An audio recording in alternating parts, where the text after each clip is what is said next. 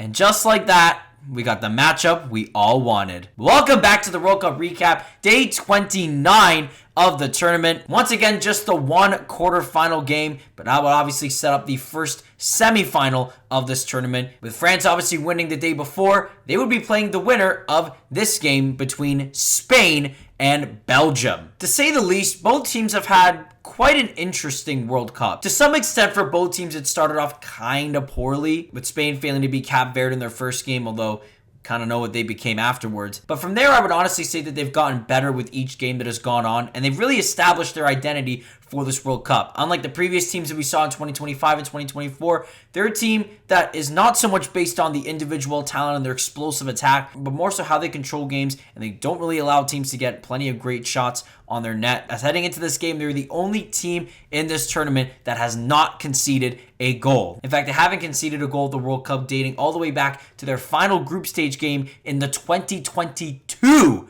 World Cup. However, this game, they're easily facing their toughest test from an attacking perspective, as Belgium heading into this game scored 11 goals in their last 3 games, including 7 in the knockout stages. They obviously had that late comeback against Senegal, saving their tournament in the last 5 minutes of the game, and then that dominant USA performance, winning that 4-1, a game where, yes, the attack was strong, but it definitely benefited a lot from some of the US's horrific mistakes. You obviously wouldn't expect the same thing from Spain in this case, but again, the confidence that they managed to build up in their attack, especially with a different attack that we saw in the previous games. Although this game we saw Jeremy Doku and Kevin De Bruyne return to the starting lineup after those two were benched in the USA game, but obviously that didn't have too much of an effect. However, Belgium in this tournament are quickly becoming one of the more unlucky teams as far as injuries. Obviously, in their last game, they lost Amadou Onana to an ACL injury. He's out for the rest of the tournament.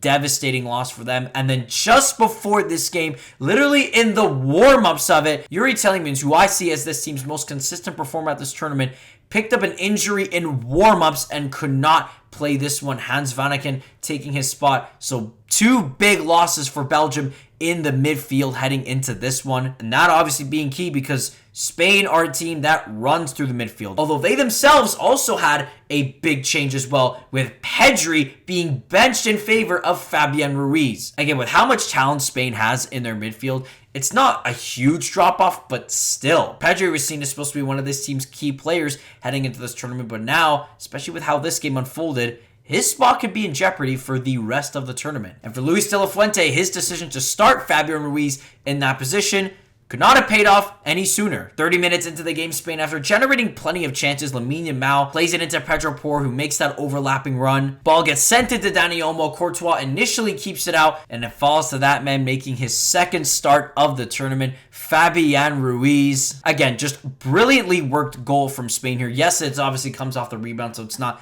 the prettiest, but the setup of it, you really just can't take away from it. When Spain just has everything clicking, it's just so great to watch. And again, I don't know if I've given enough credit to their fullbacks in these games. Like I said, Pedro Porro and Marco Correa, the way that they've been able to help out in these attacks and still be able to make up for it on the defensive side as well has been just extraordinary. But from there, it kind of seemed like Spain were going to take control of this and do what they usually do of getting an early lead, kind of sitting on it for the rest of the game, kind of like they did against Uruguay and Austria. But Belgium had other ideas, because just 10 minutes later, it was time for Belgium's right back to spring up into the attack with Timothy Castagne on the right, and he plays it in to the front man, not Romelu Lukaku, but Charles de Ketelaere. This guy, after not recording a single goal or an assist in the first 4 games of the tournament, and with a lot of pressure on the team to potentially bench him for Lukaku, he has now gotten 3 goals and an assist in less than 3 halves of football. It just shows that at any point in this tournament, it doesn't matter when or how, a guy sees a ball go in the net and they just get it going from there. And just when Belgium needs it, De Ketelaere finds his form. So great in the air on that one, winning that over Kubarsi, I believe.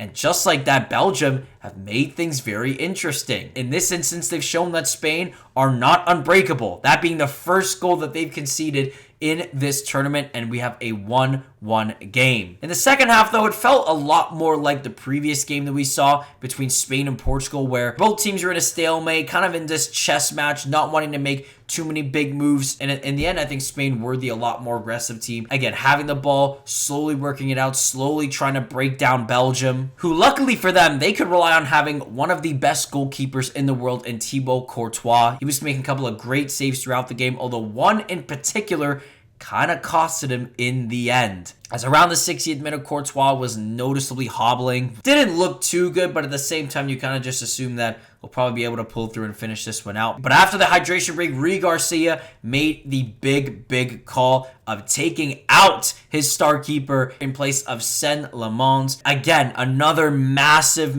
blow to Belgium, who've just had nothing but that over the last couple of days. Again, with Onana and Tielemans already going down before this one, and now losing their star keeper in the middle of the game. That's just so unlucky. But at the same time, Lemans is not necessarily that badly of a drop-off. Yes, he's no Thibaut Courtois, but coming off the solid season that he's had for Manchester United, you could certainly trust him to do enough of a job to keep Belgium in this one, potentially into extra time, maybe a penalty shootout where he'll definitely be needed. But once again, as this game was ticking down towards the end of time, you felt as if this would kind of stay how it is until Spain did their ultimate substitution once again. For the second game in a row in the last 5 minutes, Mikel Merino was brought on, and once again, he made the difference. After Pau Kubarsi sent a long-range shot right to Lemans, the keeper stopped it but left it right in front of him, and from there, we had about 3 Spanish players trying to pounce on it, but in the end, it was that man again who got in front of it. For the second game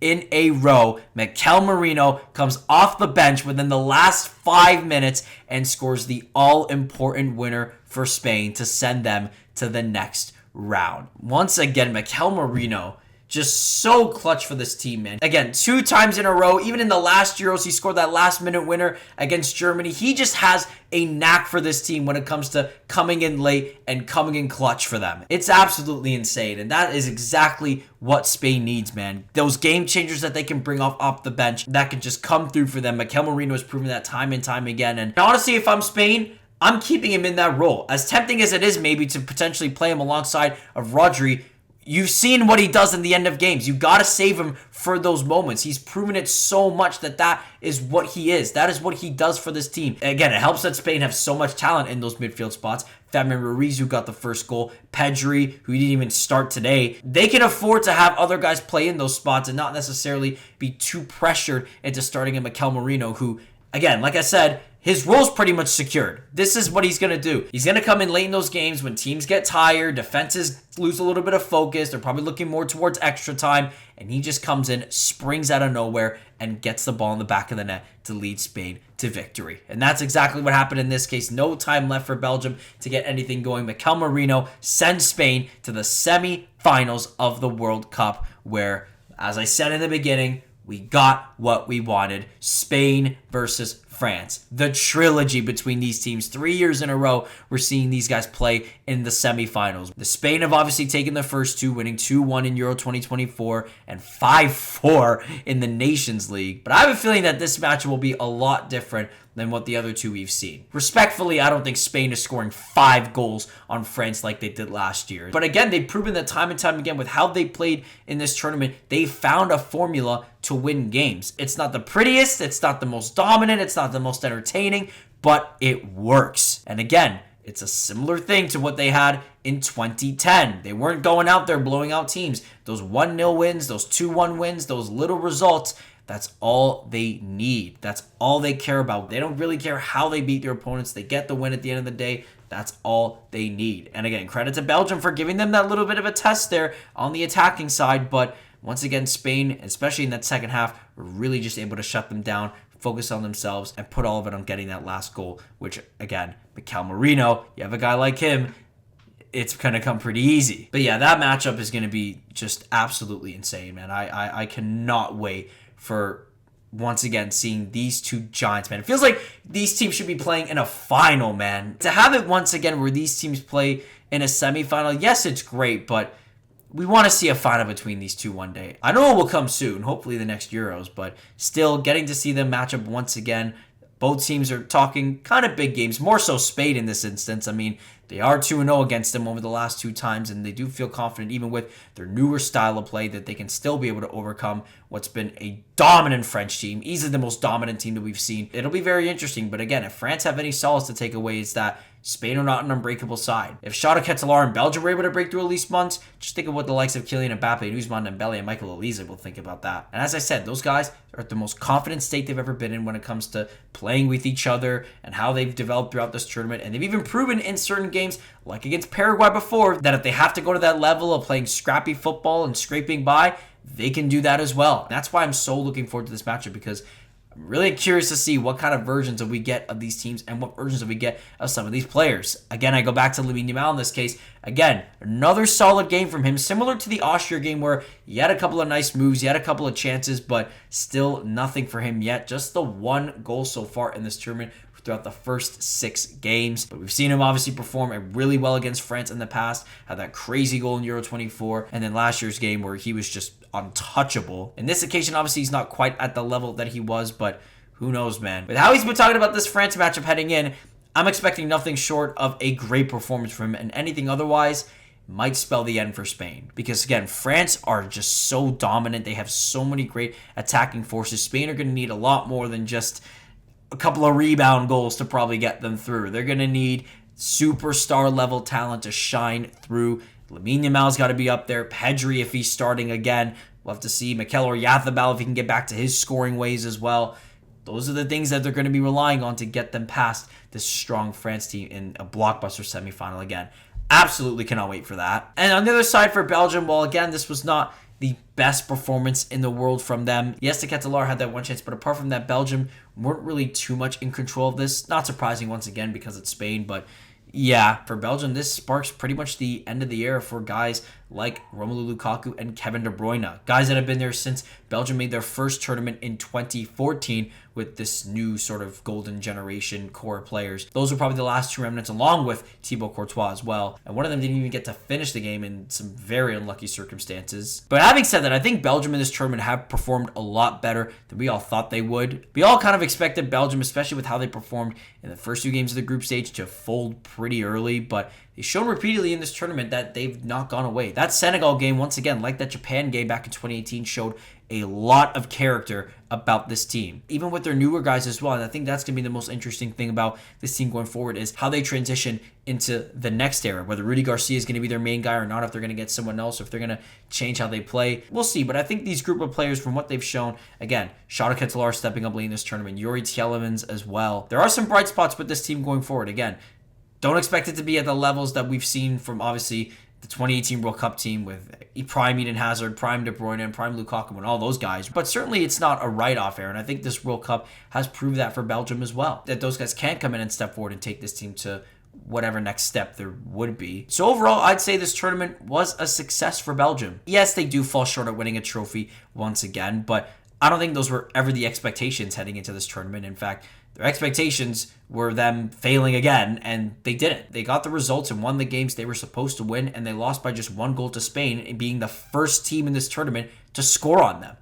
That's something that they can easily take away with pride as far as how this tournament's gone for them. And who knows, man, if Jeremy Doku could finally find a way to step up for this team, maybe things could have been a little bit different. Because again, he started today, and this was easily the best performance he had of the World Cup, which is not saying a lot, because after a little bit of the first half, he was pretty much non-existent the rest of the game. For all the talk of Lamine Yamal being one of the most disappointing players in the World Cup, especially for his position, I think Jeremy Doku easily overtakes him in that sense. Coming off the season that he's had with City and building this reputation up as one of the best wingers in the world, for him to come into this team that he was supposed to be the main focal point of, and to not get a single goal or an assist, and even getting benched in easily this team's most valiant victory against the US, says a lot about his performances in this tournament, or lack thereof. But again, we'll see how him and this team holds going forward. Euros obviously being in 2 years. Definitely will be a new look Belgium team for that. I'll be interested to see if, again, any of those 3 players of Courtois, De Bruyne, and Lukaku will be there.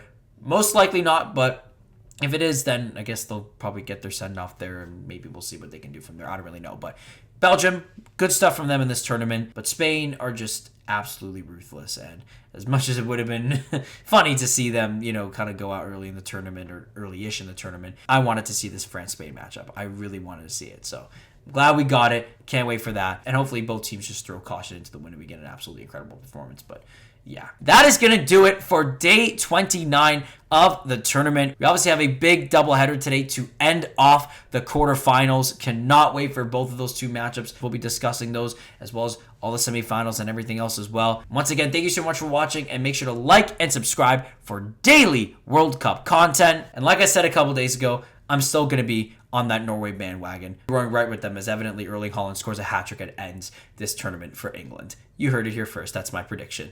Let's play football.